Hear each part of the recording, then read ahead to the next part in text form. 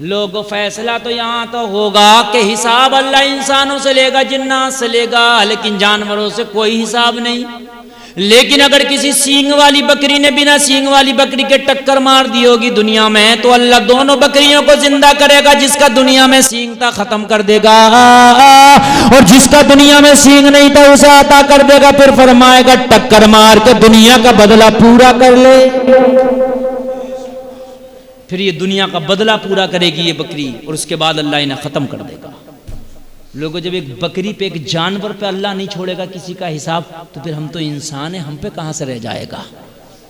है भाइयों, कहाँ से रह जाएगा बताइए मुझे? नहीं रह सकता ना, रह ही नहीं सकता।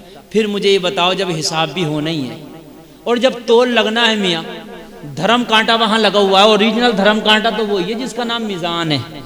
जी बेशक भाइयों, जिसकी जो क्षमता है ना अनलिमिटेड है, कितना भी तोल लो, अगर 1000 साल भी है ना तो सब तोल देगा।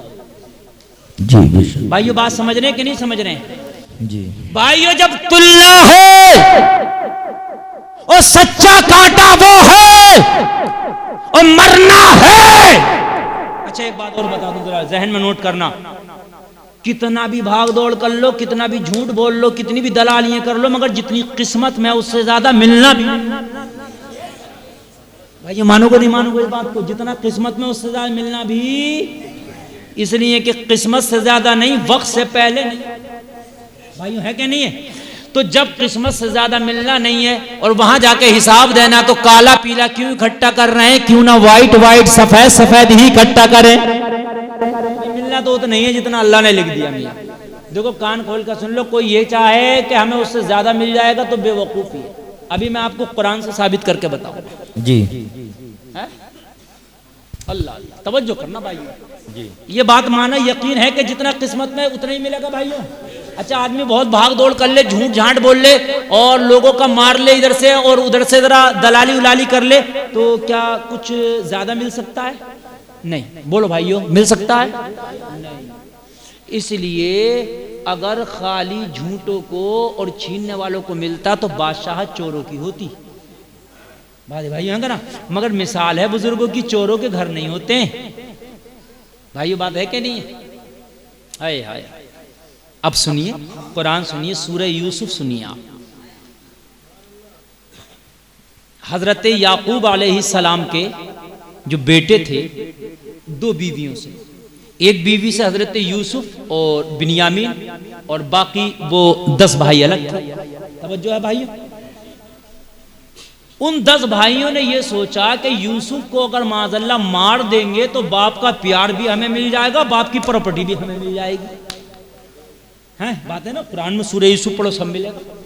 ये जो सोच रहा आदमी कि मैं झूठ बोल लूंगा, मैं इधर से दलाली कर लूंगा, इधर से छीन लूंगा तो मैं शायद अमीर बन जाऊंगा, नहीं भाई, जितनी तेरी किस्मत में लिखा उससे ज्यादा मिल नहीं सकता। हाँ बात ये जरूर है, अगर तू ये सोचेगा कि मैं हलाल तरीके से कमाऊंगा तो मिलेगा उतना, मगर हलाल रास्ते से मिल जाएगा। तू सोचेगा हराम तरीके से कमाऊंगा तो मिलेगा उतना ही, हराम तरीके से मिल जाएगा। मिलना उतना ही है, रास्ता तुझे चूज करना कि किस रास्ते से मुझे लेना है। भाई समझ गया कि नहीं समझ गया बात? अब आगे सुनिए।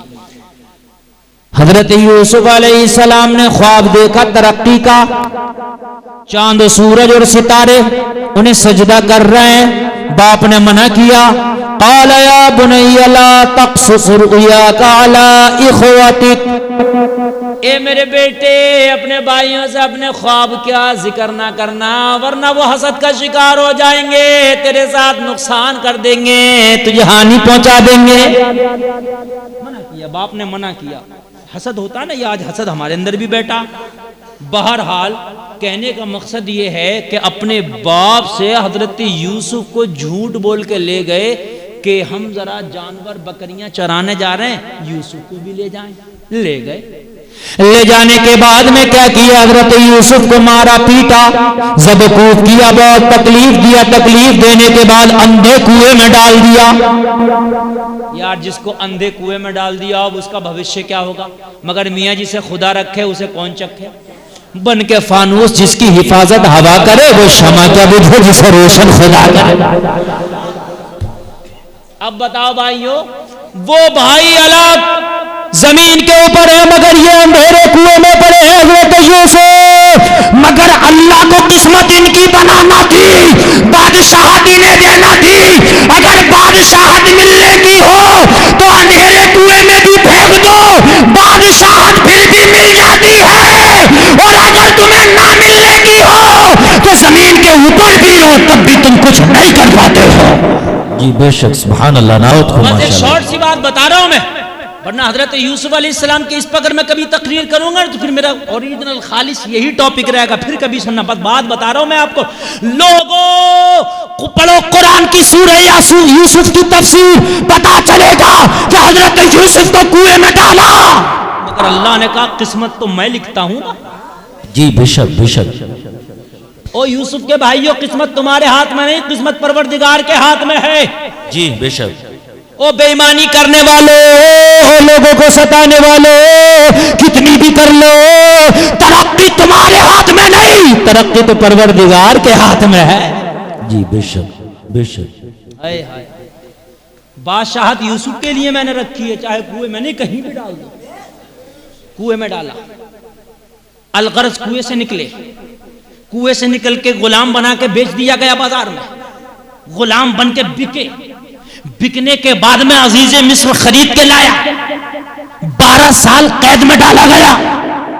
किसे पता था कि जिसको 12 साल कैद में डाला गया वो एक दिन मिस्र के तख्त पे बैठेगा। अल्लाह अल्लाह, लेकिन देता खुदा है। जब वक्त आया तो हजरत यूसुफ को वो अमानत पहुंचाई गई, जेल से भी निकाला गया। और ऐसे ही नहीं निकाला गया, ऐसे ही नहीं निकाला गया। अजीज मिस्र ने ख्वाब देख लिया। जब ख्वाब देखा ना तो बड़े बड़े काबिल काहिन और नजूमी थे, अब कोई नहीं बताता ख्वाब की ताबीर का। बताओ, जितनी चर्ब जबाने थे सब खामोश हो गए। तो किसी ने कहा जिसे जेल में डलवाया ना वो बड़ी अच्छी ख्वाबों की ताबीरें बताता है। कहा उसको तो 12 साल हो गए मुझे जेल में डाला, हाँ वही तो बताता है। अल्लाह अल्लाह। हजरत यूसुफ से जब ख्वाब की ताबीर पूछी गई तो हजरत यूसुफ ने ख्वाब की ताबीर भी बता दी। नबी जो होता अपने वक्त का बेहतरीन डॉक्टर भी होता, अपने वक्त का बेहतरीन मुदब्बिर भी होता, और अपने वक्त का हर एतबार से हर मैदान में सबसे आगे होता। जी बेशक बेशक। हजरत यूसुफ ने फरमाया कहत आने वाला कहत और सख्त वाला कहत आएगा। तो बादशाह ने कहा क्या करें अगर कहत आएगा? तो कहा जखीरा जमा करो, गल्ला जमा करो। क्या करो? गल्ला जमा करो। तो कहा जखीरा अंदोजी कैसे करेंगे, गल्ला जमा कैसे करेंगे? हजरत यूसुफ ने कहा मुदब्बिर मैं हूँ, डॉक्टर मैं हूँ, हकीम मैं हूँ, वो भी मैं ही बताऊंगा। वाह वाह, जिंदाबाद जिंदाबाद। 7 साल गल्ला कैसे रुका रहेगा? गेहूं 1 साल नहीं रुकते, घुन जाते। भाई है कि नहीं है? यूसुफ कैसे रुकेंगे? कहा वो भी मैं ही बताऊंगा। 12 साल से जेल में डाल दिए थे ना, अब जेल में रहेगा नहीं, जेल में नहीं, निकल के आइए। 12 साल जेल में डाल तो दिया, लेकिन अब तहत का मैटर है। अब जरा गौर करना, पहले ही फसलें उगाई गई, कहा अब उसको रखेंगे कैसे? रखने का भी इंतजाम होना चाहिए ना जी है। जैसे अनिल अंबानी और अडानी बड़े बड़े गोदाम बनाए गल्ला जमा करने के, इसी की तो सब धरने हो रहे हैं। कैसे रुकेंगे? स्टील के जने काय काय के हैं, लेकिन आज के इंजीनियर ने जो बनाए ना वो भी इतना लंबा नहीं रुक सकते जो अल्लाह की कसम हजरत यूसुफ ने रुकवाया था गल्ला। कहा कैसे रुकेगी? कहा आप पहले फसलें करो। खूब फसलें की गई, और जब फसलें हो गई तो हजरत यूसुफ ने फरमाया अभी जो गेहूं है बाली से निकालना नहीं है, बाली के साथ ही रखना है, इसलिए कि बाली में जब तक रहेगा वो महफूज रहेगा। जो वो बाली है ना वो अल्लाह का कोल्ड स्टोर है, खराब नहीं होगा। बालियों में रखो, रखने के बाद में फिर हजरत यूसुफ की हिकमत देखो। कहा जब बालियों में रखोगे ना ऐसे ही गोदामों में जमा कर दो बालियों में, और जब निकाला करेंगे तो वही बालियां मसले करेंगे, बालियों से निकालेंगे, गल्ला हम खाएंगे, भूसा हमारे जानवर खाएंगे। अरे भाई कहत पड़ेगा तो जानवर भी तो कुछ खाएगा कि नहीं खाएगा? बोलो भाइयों है कि नहीं है? हाय हाय हाय हाय। ऐसे ही बाली के साथ जमा कर लिया। कुछ हजरत यूसुफ के मुखालिफ भी देखा, लो साहब मियाँ बड़े बेवकूफ़ हैं ये, हम ऐसे क्यों जमा करें, हम तो निकाल के जमा करेंगे।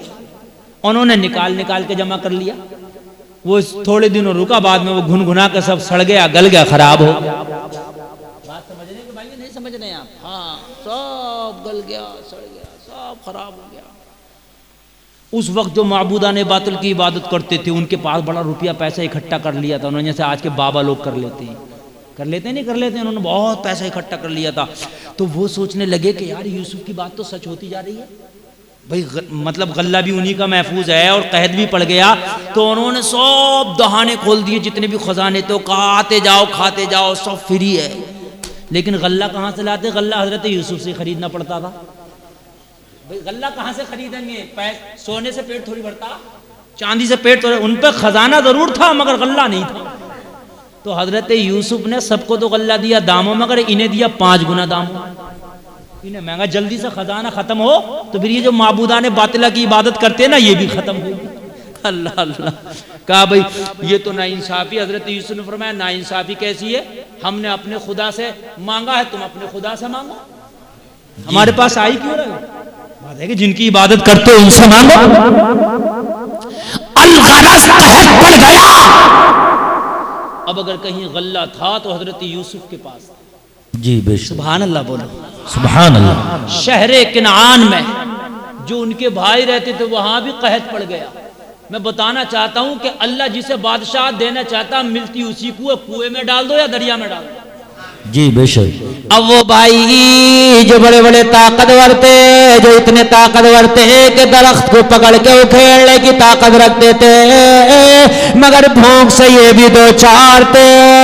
लोगों ने पता चला कि मिस्र का जो बादशाह है वो गल्ला बेचता भी है, गल्ला बांटता भी है, वहां स्टोर कर लिया गया है। हजरत याकूब से सारे भाई इजाजत लेके मिस्र आए गल्ला लेने के लिए। आज अल्लाह ने दिखा दिया, ओ कुएं में डालने वाले भाइयों देख लो, जिसे कुएं में डाला था आज वो तख्त पे बैठा गल्ला दे रहा है। जिन्होंने हसद करके कुएं में डाला था आज भिखारियों की लाइन में खड़े होकर गल्ला ले रहे हैं। सुभान अल्लाह। कुएं में डालने वाले आज उस लाइन में खड़े थे जिस लाइन को भिखारियों की लाइन कहा जाता है। और आज जिसे कुएं में फेंका गया था वो मिस्र के तख्त पर बैठा था। सुभान अल्लाह बेशक। आए आए आए। अल्लाह अल्लाह।